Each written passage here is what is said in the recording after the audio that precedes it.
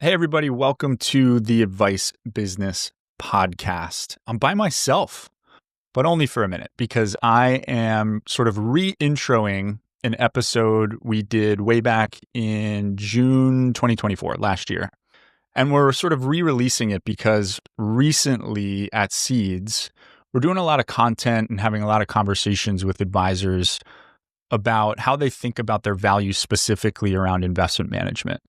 So articulating value sort of broadly across holistic financial planning is tough to do sometimes. It's a thing we talk about a lot, about how does the customer sort of understand what we do, why we do it, and why is it worth the money that they're going to pay for it.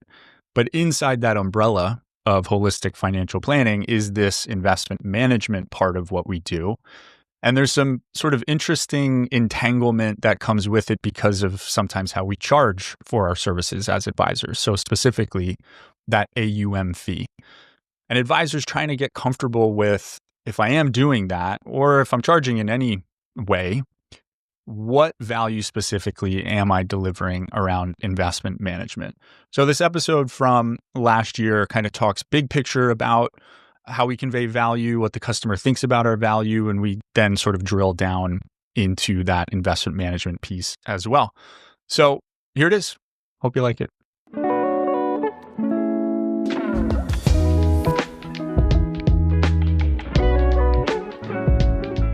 I'm Zach Conway. I'm here with Kelsey McKenna. Kelsey, I had an interesting conversation yesterday that made me think of something we could kind of have a conversation about today. It was with somebody that has a pretty cool background of helping to build startups, actually. And we were having a conversation about what we're doing at Seeds. And obviously at Seeds, we're building something that hopefully is helping financial advisors. And really late into the conversation, I asked him, hey, by the way, do you have a financial advisor? Do you use one? Right? You're kind of interested in this thing that we're building at Seeds, and you may want to be involved in it in some way. Like, do you actually use the user of our technology? And he said, no, I don't. And this is somebody probably with a decent amount of money and a decent amount of sort of wealth complexity. So I asked him, okay, well, why? What's the reason that you haven't hired a human person to kind of help you with all this stuff that seems to be complicated enough in your life that maybe it'd be worth getting help? And he went on to talk about how he can kind of get his own quote unquote alpha in his portfolio because he invests in private companies, and he does that to kind of get an edge in the market. And then an advisor, like, they would just do sort of that passive investing thing, and so I can just do that myself and invest in Apple and some stock tickers and kind of call it a day.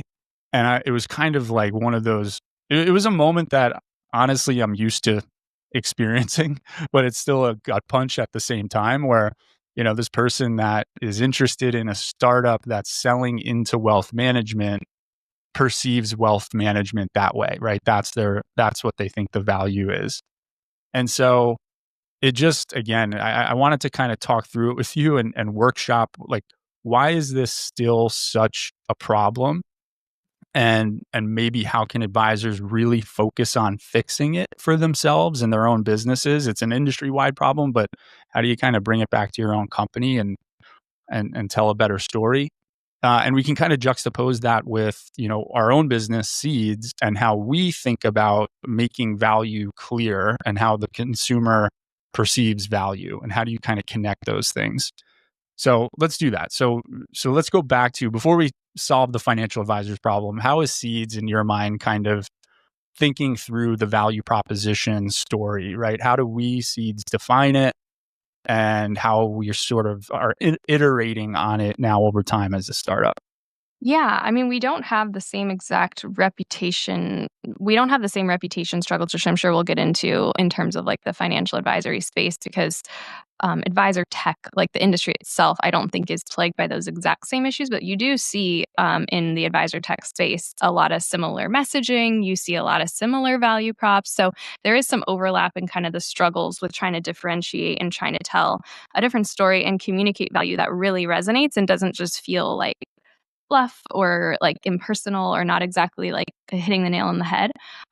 I think we're in a really interesting spot right now to be having this conversation with where we're at Seeds, just because we are a early stage startup, and we're at that moment of having gone through our first few rounds of like early adopters. And so, as we've talked about in previous episodes, I really believe that you just have to put something out there at the beginning, like aim at something and get those first customers to more deeply understand who they are, what they struggle with, what their pain points are, what they find valuable in your offering and your solution. And so we're right at that like moment where we're actually going back and looking at our messaging and looking at our website and our brand and all of that stuff, how we position our various like features and benefits. We're in that moment because we did just talk to, I'm sure customer wise, I've talked to like 70 firms or something in the last like 6 months and really been trying to understand, what do you like? What don't you like? What does provide value? What doesn't? And what is that value? And what's the pain point associated with it? So we're now right at that moment. So I think it's an interesting time to be talking about this because it's exactly what I recommend to firms who are in that early stage too. Of like those first few customers, you're trying to figure out who they are and what's consistent. What is that pain very, very specifically? What's their outcome that they're seeking in working with you? So yeah, I think we're in a really interesting moment to be talking about this for sure. I think one of the parallels, in what we're building as a technology platform and, how advisors serve clients is that we would say, I think both of us would say the value is sort of broad, meaning there are components of value delivery across a few different areas in Seed's case to a financial advisory business. And then in the advisor's case, in the lives of their clients. And that's a double-edged sword, right? That's a blessing and a curse because, in building a new piece of technology, that's kind of hard to bucket exactly where it fits on the Kitsy's map, for example, of, this is what you do. It's sort of clear, narrow, deep, super specific pain point. That's all you solve. We have this sort of broader scope, combination of things that we're trying to fix, all in the context for Seeds of, what we sort of call the investing journey between the advisor and the client. But there's a lot of different things we're trying to fix in what we're delivering. So again, it's a good thing and a bad thing, right? Because it's a lot to cover in like a quick lead headline on the homepage of your website, where it's clear, hey, we're doing this, but we're also doing this, and this across that whole journey. And again, same arguably true for advisors. If you're running sort of a holistic financial planning business, there are a lot of sort of like sub-services within that idea that you're delivering to the end client. And I think when it gets, for Seeds, because it's broad, it's harder to articulate, it's harder to sort of value match the pain to the problem and that subset of problems. And same for the advisor. One of the things, we can kind of go more into that, but one of the things that I think is different, and you touched on it a second ago, we have the benefit of being brand new, meaning there is less of a perception, a negative perception or a misunderstanding or misperception of what we do that we have to contend with in the way that financial advisors tend to, right? The guy I'm describing, this is a really smart dude. Financial advice has been around for, holistic planning has been around for 50 plus years. And his perception of the value is maybe that human person can like get me some better returns in a portfolio. Nothing else. None of the other services, all those sub-services are like not even on his radar. That's really hard. That's a really hard baseline to contend with, right? So like firms, we Seeds can iterate, reshape the messaging, whatever, but we're not fighting against, wealth tech and investing as an experience and our positioning. Somebody saying, oh, I already know what that is incorrectly. Yeah. Versus, oh, financial advisor. Yeah, I don't need that. So Yeah. it is kind of the bigger challenge, I'd say. Yeah, for sure. I mean, there's so much there. I do think like something that's core to this whole discussion that I think gets overlooked, especially when you're talking about like marketing and positioning and like pricing, is just like a customer orientation or like a customer centricity in even thinking through this whole strategy. I feel like a lot of times folks are looking, and this doesn't just apply to advisors, but you're looking kind of inward out from the organization and saying, like, we understand the benefits of what we do to be these things, and therefore we're going to put that on our website, and therefore we're going to say it to prospects or whoever, right? We believe this. And it's so important to think through, like in the example you're giving, to really try to separate yourself from your deep knowledge and understanding of your services and the value they can provide if you get someone in the door and get their trust, but build trust with them and they become a customer. You have to really like step back and orient yourself in all of those like judgment, perceptions, concerns, all of the things that go along with whatever the initial problem or pain point is that may be driving them to seek an advisor. So being real about what that problem actually is and really actually listening to your customers and not assuming they have a problem, they're aware of a problem that they're not aware of, I think is a big deal. And we run into this at Seeds. Like, you can think there's a problem for your customer that they don't know they have. So if someone is getting in the room with you, there's a reason. There's something that triggered that. You don't get to tell them what that is. They tell you what that is. And that's kind of the beginning. But from there, really trying to understand everything else going on. So that pain point, okay, you resolving that pain point or that problem for you, that's a big deal. It caused you to even meet with me. But what else is going through your head so that throughout that whole process, and even on your website and in your marketing materials, as you learn more and more about your ideal client, you can then speak to that very, very clearly. And it's a really tough process. It's not easy. I'm not going to act like it's easy. It's been really hard for us. It's hard for advisors, especially since there's a lot of similar language and there's a certain way of doing things that, historically has been successful. So there's so much there, but I think just orienting yourself in the mind of the customer and trying to stay away from the internal perception of all of the services and benefits you can provide is really important. It's like a first step, basically. Yeah, we want to. I know as an industry, as financial advisors, you have this sort of underlying frustration because we all know that the market generally misunderstands our value. But then that frustration just sort of like boils up into, but I do this, but I do this, but I do this. Let me add more services. Let me add more services. And we don't actually attack. That's not the right word. We don't actually address or have a conversation about what those misperceptions are when they walk in our door. And the sort of like sneaky way to get to them, to your point, is let them, if you've gotten somebody in the room, let them express their pain, whatever the pain is, right? If they're there, why did they walk in the room? And we've had episodes about this, right? Specifically what that meeting should look like. And we think a lot about it, like in our sales meetings with Seeds.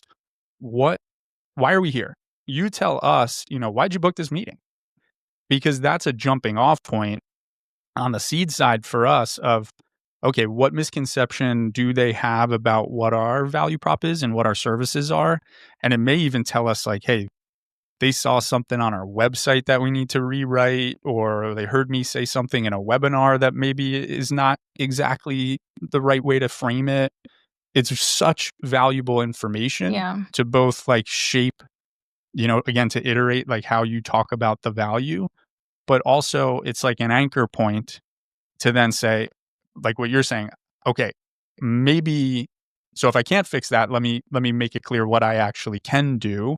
Or I can fix that, but have you thought about this, and this that is sort of tangential or connected to that initial point of pain, if you will. But you have to let them express that initially, right? And what that actually is, and you can kind of build from there. And yeah, same for advisors, right? Like, why are they in the room? Let them talk, and then you can kind of shape the story and subsequent pain around, what they're expressing.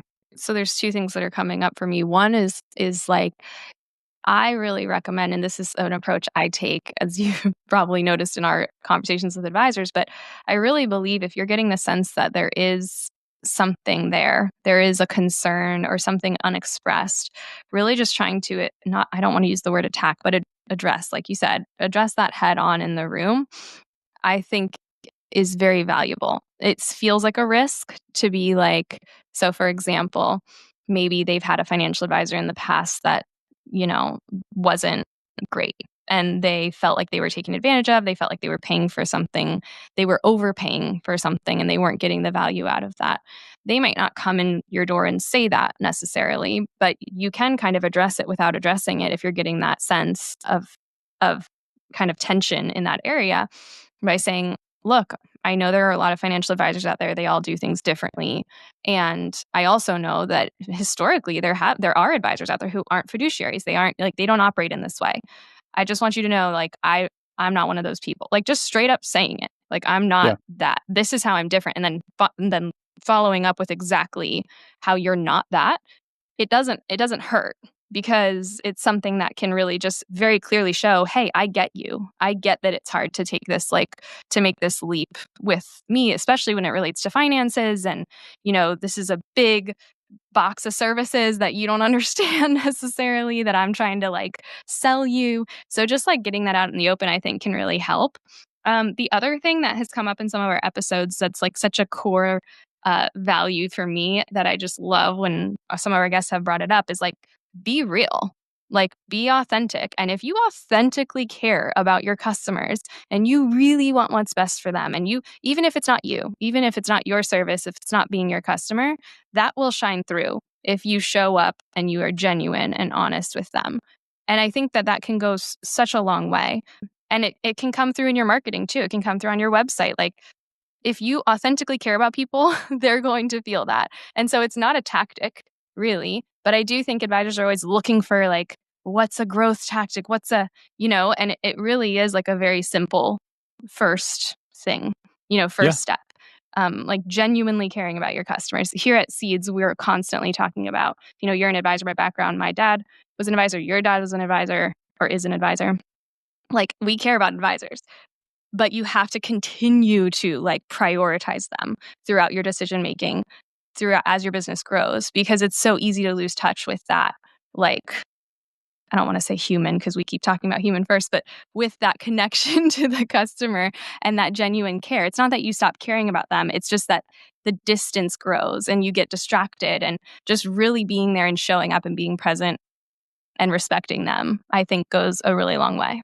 That human, I'll use it again, that human experience stuff, that just human emotional stuff can close the gap where there isn't clarity on tangible value delivery. That doesn't fix it, but it definitely can help bridge the gap a bit. So if you can do both, right? If you can really convey hey, okay, I'm hearing some points of pain and I am going to solve that. It may not be super clear to you how and the exact benefit of it just yet. But if you feel like, I hear you, I got you, we're going to work on this, that can make up for the lack of clarity on exactly the sort of quantified value of it. And so let's maybe go there. I think, again, advisors are fighting the misconception broadly across the industry. So it's you almost have to assume when someone walks in their door, more often than not, there's at least a somewhat of a misunderstanding of what you do, right? What you perceive your value to be to the customer, they don't understand. And I do think where advisors struggle is because our services are so vast and the outcome can feel sort of amorphous, we talk about this idea of we're going to give you peace of mind. We're going to ensure your quote unquote financial security. You're going to be happier as a family, whatever. That all sounds really, really nice and hopefully aspirational. It's what we all want. But tell me how exactly. And what does that actually mean? What does that look like? And how does my pain connected to your services lead to those sort of broad conceptual outcomes? And so I think that's a takeaway for firms, right? How do you really better dot connect of this is an issue, here's how I solve it, here's why it's worth paying me for it. This is the more tangible, quantifiable value. We could spend a whole episode, so we maybe won't get too far into pricing models are such a big deal in this regard. And especially where if you're charging on AUM, I'll just touch on it for a second. There's an immediate connection. What that does to your customer, say, okay, if you're charging me that way, then I'm only going to attach value to that thing. And that's one of the things in our wealth business we struggled with so much of, I am doing so much stuff. I'm helping you with financial issues and non-financial issues. In our wealth business, it's like the family therapists, nutritionists, we're making sure you're going on vacation. We're actually showing you the quantifiable progress you're making in those parts of your life. But at the end of the day, if you're charging 1% or whatever you're charging on assets to get compensated, people emotionally connect that expense to the value associated with where it's being charged, which is the portfolio. So Well, then they and want to that see continues to go up over time. Like the other issues. So I was actually the other day reading a bunch of Reddit threads, which was fun whoa, to rabbit see. hole. I know it was a rabbit hole because I'm trying to better understand the end investor because our business sits in the middle of these problems, right? Because advisors want to grow, they want to use us to help scale their business, but if they can't land new customers, it's really hard to deliver value on our side if you're through a current customer transition, basically. So say you finish that, we're sitting here waiting for your next customer so we can help you out, help you close that new client. If you can't even get in the room with someone, it's really hard to help you do that, right? So I was doing all this research and just like reading what people are saying on these threads. And consistently, these end investors are like, I feel like I'm getting taken advantage of. I want a second. I feel like, can someone just like chime in here? This is what I'm paying. This is how much I have in my portfolio. It's gone up this much. I don't feel like my services have changed. I'm now paying $4,000 more a year. And I feel like I just have a planning check-in once a year and I can call them with questions about my portfolio. But is that really worth this additional fee? So I think there's a lot there that advisors are trying to contend with if you are running an AUM model, because you already have trust issues, like especially from younger generations who feel that they can Google things or they can kind of work around the system or find a coach or whatever. But then on top of it, it's like your services, like if you're not clearly communicating how as complexity goes up and as your dollars in portfolio go up, you have additional needs, then what you're saying is, hey, you're going to forever pay me more, basically, every year as long as I'm doing my job. And then what? I'm going to continue to do what I've been doing this whole time. So I do think that it's like mentally, it makes sense. It's not just that the transaction happens at the portfolio. It's also that, hey, I'm now paying you more and more and more and more. It'd be like if like you're paying your Netflix subscription and they're just like, okay, well, forever, we're just going to charge you more, but the same amount of movies Yeah. and shows and whatever, The more you binge. Yeah. yeah, I still love it. I still love Netflix, but I'm kind of like, whoa, this feels off. You know what I mean? Yeah. And then of course, advisor's going to say, well, if you have more, that's because of me. But when you think of stuff like inheritance or like something tied to their working situation, like that's not your portfolio management that did that. So I think there's a lot there that advisors are having to contend with. And it's why it's so important to be so clear on those services and to package them appropriately and not just like generically say, I do tax planning, or generically say, I do comprehensive financial planning. Because like that doesn't mean very much to someone who doesn't know anything about those things. So the sort of meta closed loop here is Seeds as a business trying to articulate its value.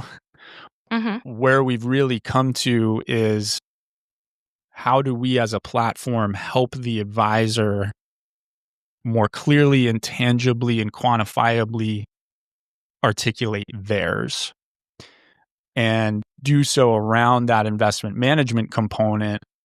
Because I lived, like I said a second ago, if you are charging on AUM,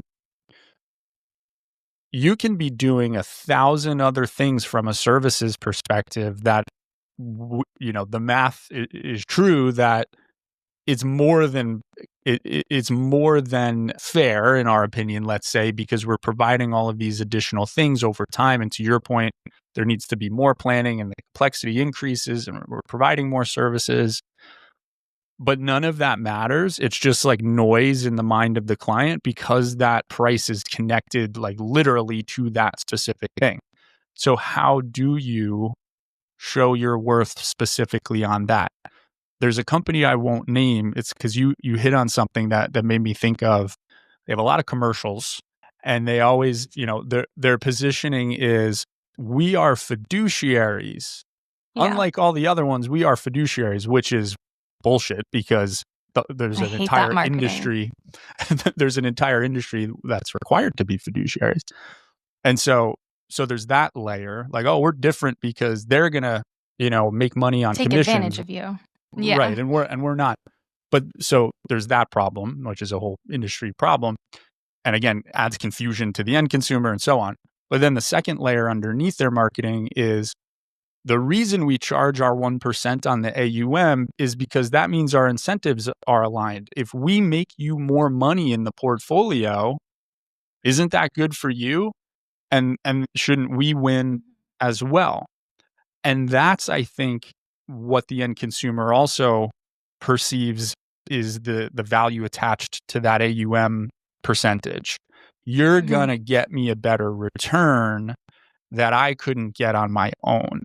And like if this is your first episode listening to this podcast, the topic of everything we talk about is that's not a thing. Mm. Advisors' value proposition is not about beating the market, right? Because we can't. It's empirically true. There's a very, very tiny small subset of active management that can do it and has done it consistently over years, but statistically that's more of a uh, coincidence than anything else. So anyway, I could rant about that for hours. My point is that's what the end consumer is being taught to perceive of why we're connecting that AUM figure, that percentage, those basis points to the AUM, as opposed to what we do believe is quantifiable, measurable value around all the other stuff related to investment management, which is, and this is an area that in and of itself is hard to quantify, but behavioral management. And there's the Vanguard Advisor Alpha study that a lot of people refer to of, hey, if you actually do this on your own, 1%, well, don't worry about 1%. You're going to lose multiple percentage points year after year because you're making the wrong market decisions and trying to market time and so on. Advisors can stop you from that.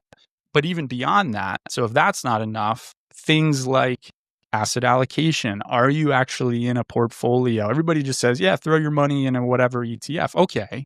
But how do you dot connect that to your short and long term goals? Where are you withdrawing money out of over time to pay for those goals?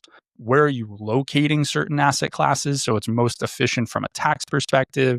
Are you tax loss harvesting over time? Are you rebalancing in an optimized way so that you're not hurting that risk adjusted return over the next 30, 40, 50 years in your portfolio? There's so many things that actually are measurable and quantifiable that you can show to the end client and say, listen, if you want to figure out how to do all of that and systematize it on your own, awesome. Go do it, Mhm. right? and and Yeah. and you can do it, but here's how it is literally worth it if we do it for you. And oh, by the way, I know that you're whatever else you're trying to accomplish in your life, financially and non-financially, here are all these other ancillary services that we're providing for that cost as well. So, but that's a lot. That's hard for Yeah. advisors to kind of sit down and build out that story. Yeah, it is why I'm so excited about our roadmap and having learned what we've learned from these first few rounds of like early adopter customers, because I really do feel like, and we said this at our last all hands with the team, but like if advisors have value related to investment management, isolate that and quantify it. Because, like we always say, this is a game. It's not a game, but it is a game. You have to be winning the heart side and the mind side of that prospect. And part of the mind side is transparency and being able to very clearly and succinctly communicate your expertise and why it matters and what the value is that you will actually deliver to that person sitting across the table from you or in the Zoom meeting with you. It's so important, and it's not advisors' fault. A lot of tools that they don't really make it easy to do this because this is very complicated stuff. And advisors like complicated stuff. Like I always talk about, a lot of a lot of advisors are analysts. They are comfortable with complexity, but a lot of times like the folks sitting across the table don't know anything about this, or if they do, it's what they've learned from Google or just like from their friends or family members. There's also a lot of anxiety that you're dealing with here. And I think that people really underestimate the power of like simplicity and transparency in this industry. And you feel like if you say big words like fiduciary or comprehensive or investment management, like all these like big terms that's going to mean something. And I think what it does is it makes some clients feel like, oh, I don't know anything about this. I need to give somebody my money. But then you reach this point where they don't really understand why they're giving you their money because they don't know what's going on and what the value is that you're providing. So yeah, I'm really excited about our roadmap, but I know this isn't just about us. I think this can apply to every other area of business, of an advisor's business, basically. It's not just about, of course, that human connection is needed and that trust and that authenticity. That's one piece. The other piece is that knowledge and being able to succinctly show, like from the first time you talk to somebody, you should be showing how you're going to serve them by doing it already on your website, like everywhere. Every touch should communicate that. So if you yourself don't necessarily understand that, then that would be step one. But if you do, then just think about how it could be positioned to various types of customers that you run into, and considering how much details, like we always say, how far in the details do you want to go? How big picture are you? Like, is this more of like, I want to hand this over and be done? Or do I want to sit next to you and really understand what's going on? So there's a lot in it that's personal and can be personalized or customized. But at the highest level, I do think really being able to be transparent and clear with what those services are in layman's terms and what value they provide is a huge deal. Just pairing that up with the trust and the human side of things. It's by the way, this is like us testing, talk about iterating. People should message us on, hey, is this value story about what we're doing at Seeds, is this landing or not, or how should we, reframe any of this language? But yeah, I guess to kind of summarize, you were just kind of going through that list, right, of how firms can chunk this down into some action steps to think about this idea of value. And again, in the context of what this guy who I spoke to last night thinks of the industry is not uncommon, right? So we as advisors, we know sort of what we're dealing with. And so I would say, really just to echo what you said, assess your value. What are you actually providing? If you sat down and sort of looked yourself in the mirror and explain it, does it really make sense? Is it super crystal clear what you do and what you can do consistently and why it's valuable to the client? Yeah, and immediate. One thing I think we need to add here, because I see this all the time, and I actually have heard it from friends and even folks who work here, but this whole like, I am a planner, I will give you a comprehensive financial plan. That is not an immediate value to a lot of folks. That is 40, 30, 40 years down the line that some of this stuff is going to actually be necessary. So you showing me that you can help me make decisions now for that future is fine, but that's a moment in time thing. That's not a service necessarily. That's, I assessed you, here is what I think based on what I know, but we all know that's going to change. So being really crystal clear on what is the ongoing services. And I've seen some really cool stuff. I've seen some advisors who are like, you can call us as many times as you want.